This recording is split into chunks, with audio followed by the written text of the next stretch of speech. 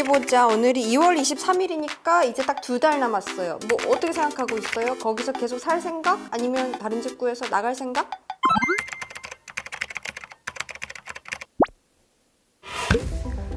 한국 사회에서 오랜 시간 동안 세입자는 약자였어요. 계약서에서 칭하는 갑과 을이 그런 의미가 아닌데도 어쩐지 을의 입장에 있는 게 당연하게 여겨졌죠. 계약 만료를 앞두고 집주인에게 연락이 오면 혹시 전세금을 올려달라는 건 아닐까? 집에서 나가라는 건 아닐까? 조마조마했고요. 그런데 몇 달 전부터 전세를 둘러싼 분위기가 달라졌어요. 지금까지와는 반대로 세입자가 계약을 연장하지 않을까봐 전전긍긍하는 상황에 대한 기사가 나오기 시작했죠. 도대체 왜? 2013년 현재 대한민국의 전세 시장이 아주 복잡해졌어요. 임대차 3법, 주택정책, 금리 인상, 갭투자 후유증, 여월세 열풍까지 맞물린 이 상황. 알파가 시뮬레이션으로 알기 쉽게 정리해드릴게요. 세입자인 분들도 집주인인 분들도 꼭 보셔야 합니다. 오늘의 알파, 전세 역전, 역전세입니다.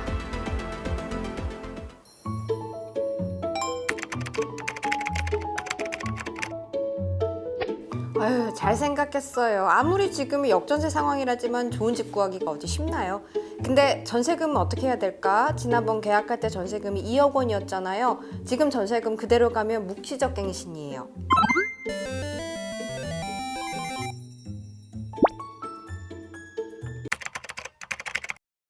계약서 새로 안 쓰고 그냥 2년 더 사는 거죠.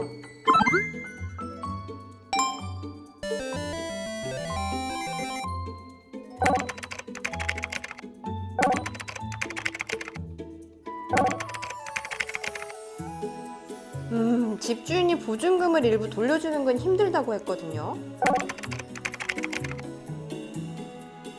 그럼 여골세를 받아보는 건 어때요?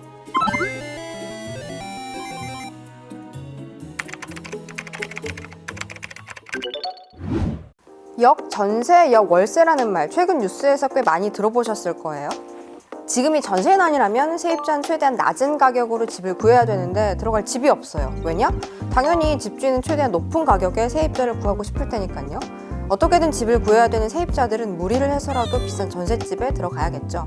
비싸도 세입자가 들어오니 전세 가격은 점점 더 오를 수밖에 없겠고요. 이게 바로 1년 전의 상황이에요. 그렇다면 역전세난은 뭘까요? 내가 2억 원의 전세 계약을 했는데 2년이 지난 후에 계약 기간이 끝날 때쯤 1억 5천만 원으로 가격이 떨어져 있다면 집주인은 원래 가격으로 계약을 유지하고 싶을 거예요. 세입자는 당연히 전세 가격을 내리거나 2억 원으로 더 좋은 집을 구하려고 하겠죠. 세입자를 구하기 힘드니까 집주인은 전세 가격을 더 내려야만 돼요. 이게 바로 지금의 상황이에요. 처음 계약 때보다 전세 가격이 내려가서 세입자가 보증금을 회수하기 힘든 지금 같은 상황을 바로 역전세라고 불러요. 그리고 계약 당시의 시세와 지금 시세에서 차이나는 금액에 대한 이자를 집주인이 세입자에게 지불하는 게 역월세예요. 만일 이 사례처럼 전세 가격이 5천만 원 떨어졌다, 집주인이 이 돈을 한 번에 줄 수가 없을 경우에 5천만 원을 계속 가지고 있는 대신에 그 이자를 세입자에게 주는 거죠. 지금까지 우리나라에서 역전세 상황이 있었던 건 크게 4번 정도로 볼 수 있어요. 첫 번째는 IMF 시기. 온 나라가 어려웠으니 부동산 시장도 피해갈 수가 없었죠. 직업을 잃거나 월급이 줄어든 사람들도 많았고, 그래서 더 싼 집으로 옮겨야 하는데 집주인은 보증금을 돌려줄 수가 없었어요. 전세 가격이 큰 폭으로 하락했죠. 큰 돈을 보증금으로 맡기느니 차라리 월세를 내는 게 낫겠다는 사람들도 많았고요. 두 번째는 미국발 금융위기가 닥쳤던 시기. 전 세계적으로 부동산 버블이 붕괴됐어요. 우리나라에서도 전세 가격이 3.5%포인트 하락했고요. 세 번째는 2018년. 당시 주택이 과잉 공급된 데다 정부의 대출 규제까지 이어졌거든요. 그리고 지금이 4번째예요. 이번엔 과연 무슨 일일까? 네, 사실 이런 부분들이 이제 발생한 원인 중에 하나는 고금리 현상입니다. 전세 금리가 지금 거의 6%대가 넘어가고 있거든요. 아직까지도 내가 전세 대출을 얻는 것보다 월세를 사는 게 훨씬 더 효율적인 의사 판단일 수 있거든요. 따라서 월세 선호 현상이 늘어나고 전세에 대한 인기가 떨어지고 수요자가 줄어드니까 인기가 없어져서 오히려 이제 남아도는 물량이 생기면서 가격이 떨어지는 이런 현상들이 계속 금리 때문에 발생하는 걸로 판단됩니다.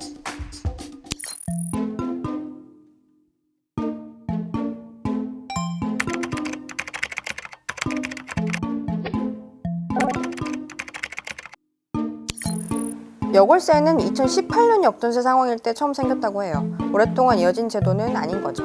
집주인 세입자 간의 개인 간 거래이기 때문에 표준거래 양식도 없고요. 그러면 이 여골세라는 거 과연 안전할까? 계약은 어떻게 해야 하는 걸까? 그래서 부동산 전문 변호사한테 한번 확인해 봤어요.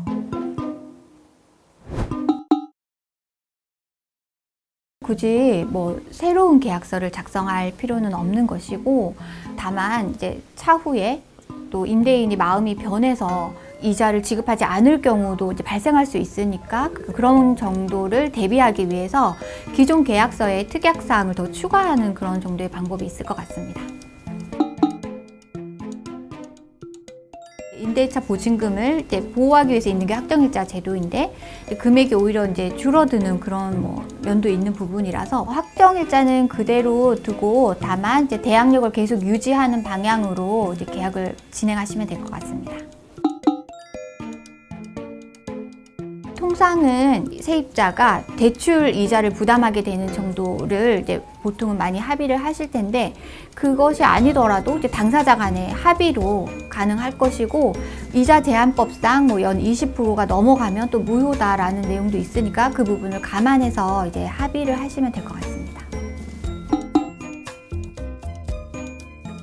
월 임대료도 주택임대차의 경우에 2기가 연체되면 해지 사유로 삼을 수 있어요. 지급하기로 했던 그 이자 부담에 대해서 통상 한 2개월 정도 연체를 하게 되면 계약이 해지된다라는 내용으로 이제 합의를 하시면 될 것 같습니다. 어휴, 잘 선택했어요. 이사 가면 또 이사 비용 들고 복비도 내야 되는데 얼마나 좋아. 요즘 세입자가 갑인 거 알죠? 얼마나 다행이에요.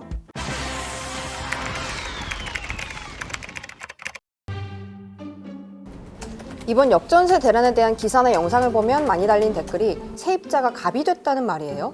전세 가격을 낮춰달라, 여월세를 달라는 등 결정권이 세입자에게 주어졌다는 인식 때문인데요. 근데 정말 세입자가 갑이 된 게 맞나요?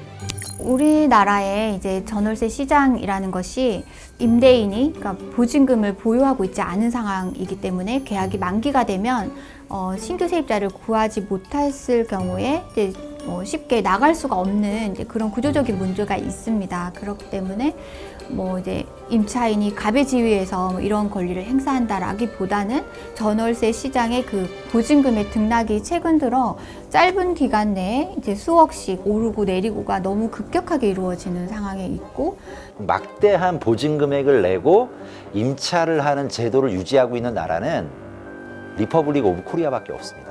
과도한 어떤 보증 금액이 투입이 돼야 되는 어떤 임차 시장 자체가 조금씩 붕괴되고 있는 하나의 과정 중에 이러한 여러 가지 사회적 문제, 이런 역전세나 역월세란 가불이 바뀌었다, 이런 부분들이 진행이 된 것이고, 결국에는 우리도 다른 나라들처럼 순수한 의미의 월세의 어떤 임대차 구조로 가는데 과도기가 아닐까라고 생각을 해볼 수 있을 것 같습니다. 만약 세입자가 갑이 됐다는 말이 맞다고 하면 그 전제는 지금까지 집주인이 갑이었다는 거예요. 부동산 시장이 다시 상승 모드로 변하거나 전세난이 발생하면 세입자는 얼마든지 다시 을로 돌아갈 수 있다는 거죠.